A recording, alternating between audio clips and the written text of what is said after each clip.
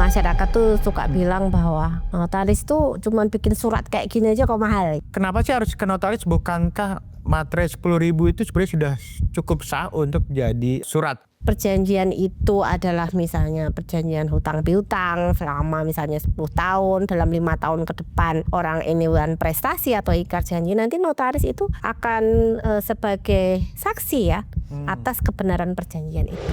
Akte otentik itu memberikan kepastian tanggal dan identitas para pihak yang tidak bisa disangkal. Ingat, notaris bukan cuma tukang ketik, tapi pejabat yang memastikan prosedur hukum Anda benar secara formal. Jadi simpan salinan akta Anda dengan baik karena yang aslinya akan dijaga selamanya oleh notaris. Banyak orang mengira materai 10.000 itu sudah bikin surat sakti dan sah di pengadilan. Padahal ada yang namanya akte otentik yang fungsinya sebagai perisai hukum terkuat. Apa bedanya sih antara materai dengan akte otentik? Yuk kita bahas. Sudah hadir kembali Ibu Evi Yuniarti. Beliau setiap harinya merumuskan keinginan masyarakat ke dalam bahasa hukum yang kuat lewat akte otentik. Kita akan tanya Bu Evi, kenapa sih kita butuh notaris untuk sekedar bikin perjanjian? Nah Bu Evi, apa itu akte otentik dan apa bedanya dengan surat yang saya bisa buat sendiri? Ya, akte otentik adalah akta yang dibuat oleh pejabat umum ya. Seperti notaris ya? Seperti notaris yang sudah ditentukan, syarat-syaratnya juga ditentukan oleh undang-undang. Dan yang lebih utama adalah kalau akta otentik itu sebagai alat bukti yang sempurna. Jadi kuat untuk sebagai alat bukti yang kuat untuk perjanjian kedua belah pihak. Jadi kalau surat di bawah tangan atau di bawah sendiri itu sebenarnya kebenarannya bisa disangkal ya? Iya. Dan kemudian kalau bicara soal sampai ke pengadilan, itu lebih kuat akta otentik atau di bawah tangan pastinya? Lebih kuat akta otentik. Oke, jadi hakim harus menganggap isi akta otentik benar sepanjang bisa dibuktikan sebaliknya. Itu ya, Via? Oke. Nah, kenapa sih harus ke notaris? Bukankah materai 10.000 itu sebenarnya sudah cukup sah untuk jadi surat gitu ya, di bawah tangan? Oke, jadi materai itu bukan sebagai alat untuk pengabsahan surat ya, tapi itu kan cuma merupakan pajak ya, pajak dokumen atau nilai-nilai transaksi sekian gitu. Jadi dia bukan merupakan alat bukti yang kuat, hanya sekedar pajak aja. Ya artinya kalau orang bikin surat perjanjian hanya mengandalkan materai, tanda tangan materai, sebenarnya itu nggak kuat ya, Via? Iya, itu alat pembuktiannya tidak kuat, lebih kuat dengan akta otentik yang dibuat di depan notaris. Oke.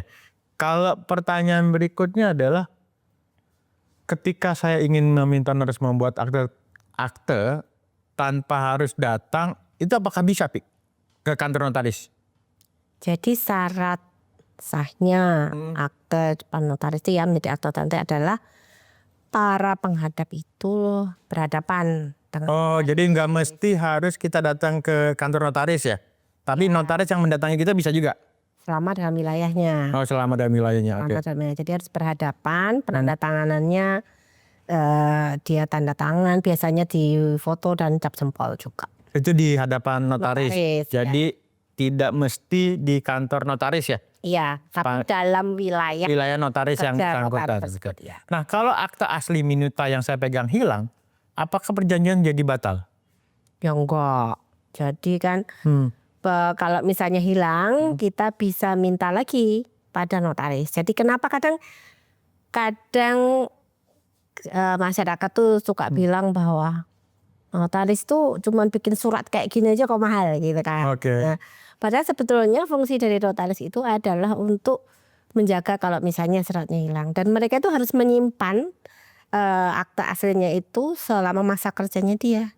Jadi justru notaris itu pertanggungjawabannya sejak akta itu ditandatangani. Jadi nanti pastinya kalau bikin akte di notaris itu ada dua, satu buat si pihak, satu buat pertinggal ya, buat arsipnya notaris ya. Pasti begitu.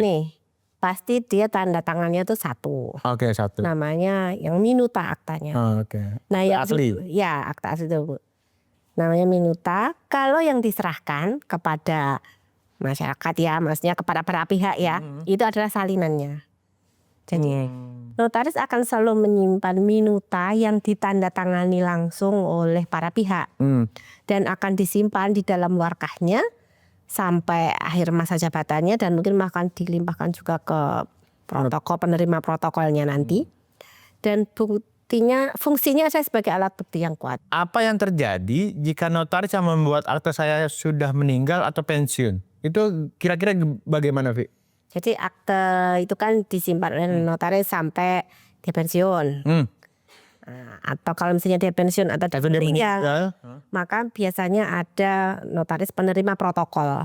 Oh, bahasanya penerima. Ya, penerima protokol. Jadi warkah-warkahnya dia diserahkan oleh penerima protokol. Jadi ketika kita disumpah untuk menjadi notaris, itu juga kita berjanji bahwa kita bersedia untuk menerima protokol atau warkah akta-akta dari notaris-notaris yang sudah meninggal atau yang pensiun. Ya, kalau ini terkait dengan tanggung jawab notaris ya. Apakah notaris bertanggung jawab jika isi perjanjian yang kami buat ternyata merugikan saya di kemudian hari? Jadi gini, notaris itu sebetulnya hanya memberikan kebenaran formilnya aja ya. Mengenai isi itu kan kehendak para pihak. Oh, jadi kita mau ngisi apa aja sebenarnya bebas ya, tanda kutip ya? Selama tidak bertentangan dengan undang-undang peraturan, oke. Ya, tapi jadi kita hanya merumuskan aja kehendak para pihaknya seperti apa. Yang kita pastikan adalah tentang waktunya, orangnya gitu. Jadi kebenaran formilnya aja, apakah benar Bapak Emerson adalah Bapak Emerson, bukan Bapak Emerson adalah misalnya orang lain gitu ya. Oke, karena ketika biasanya membuat akte itu dicek juga misalnya soal data-data pribadinya, misalnya KTP-nya seperti itu ya. Iya. Nah, bolehkah saya membawa draft perjanjian sendiri dan meminta notaris hanya meresmikan, bisa juga? Jadi pada dasarnya gini, kalau Pak punya draftnya ini saya bikin draft perjanjian. Kemudian notaris meresmikan atau bikin aktenya itu boleh? Ya, boleh banget, justru memang fungsi notaris itu kita para pihak itu mempunyai kehendak ya, willnya itu adalah yang draftnya itu nanti kita akan merumuskannya dalam suatu akta. Tapi catatannya adalah sepanjang tidak bertentangan dengan undang. Kalau bertentangan dengan undang, notaris bisa menolak. Misalnya adalah kita kesepakatan antara si A dan si B untuk melakukan perampokan gitu. Nah, kalau melihat seperti itu kan, Bu, ini udah draftnya kita mau melakukan perampokan misalnya. Nah, kita kan sebagai notaris kan pasti bisa berpikir ya dan menimbang dan memilah. Kalau seperti ini kan bertentangan, bukan kausa yang halal karena 11320-nya kan. Jadi kita bisa menolak. Karena notaris memang berhak menolak. Oh, jadi untuk membuat akte. Jadi notaris pun juga tidak serta-merta ada orang minta bikin akte langsung dilayani, nggak bisa. Notaris bisa menolak ya. Nah, kenapa kalau saat tanda tangan akta itu harus ada 2 orang saksi dari kantor notaris?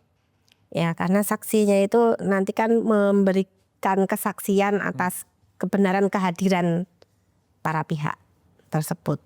Oh, jadi ketika akte itu dibuat selain notaris ada 2 orang saksi yang melihat dan mengetahui telah terjadi perjanjian tersebut. Sebenarnya nggak mesti orang notaris ya? Iya. Apa biasanya harus orang notaris wajib? Enggak wajib orang notaris sih. Oh, masih orang yang bekerja notaris ya, nggak wajib ya? Enggak tapi wajib. Karena kebiasaan itu hanya 2 pihak, tidak ngajak saksi, notaris yang kemudian mengambil inisiatif mengajak stafnya untuk jadi notaris. Iya. Nah, kalau akte notaris sebenarnya bisa dibatalin nggak sih?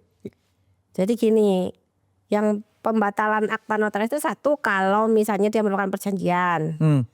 Nah, dia bisa dibatalkan atas kehendak para pihak bersama-sama. Kalau kehendak pihak secara bersama-sama bisa dibatalin, oke. Tapi kalau misalnya aktanya itu dibatalkan tentang ketidakberlakuan, itu adalah pengadilan. Harus lewat putusan pengadilan. Iya. Nah, kalau masa berlaku sebuah akte notaris, akte otentik itu berapa lama ya? Ada masa kadaluarsanya nggak sih? Selama dalam perjanjian itu tidak disebutkan kan, akte itu kan misalnya isi perjanjian ya, misalnya disebutkan bahwa perjanjian ini berlaku 10 tahun ya, selama 10 tahun tuh. Tapi selama enggak disebutkan ya tetap berlaku terus menerus. Jadi nggak ada masa kadaluarsanya seumur hidup bahkan ya? Iya. Oke, sepanjang tidak disebutkan di akte otentik itu ya? Iya. Ya, teman-teman, Akte otentik itu memberikan kepastian tanggal dan identitas para pihak yang tidak bisa disangkal. Ingat, notaris bukan cuma tukang ketik, tapi pejabat yang memastikan prosedur hukum Anda benar secara formal. Jadi simpan salinan akte Anda dengan baik karena yang aslinya akan dijaga selamanya oleh notaris. Nah, mau tahu rahasia hukum lainnya, jangan lupa like, comment, subscribe kanal Satu Visi Utama agar tidak ketinggalan update hukum terkini. Salam Visi Hukum.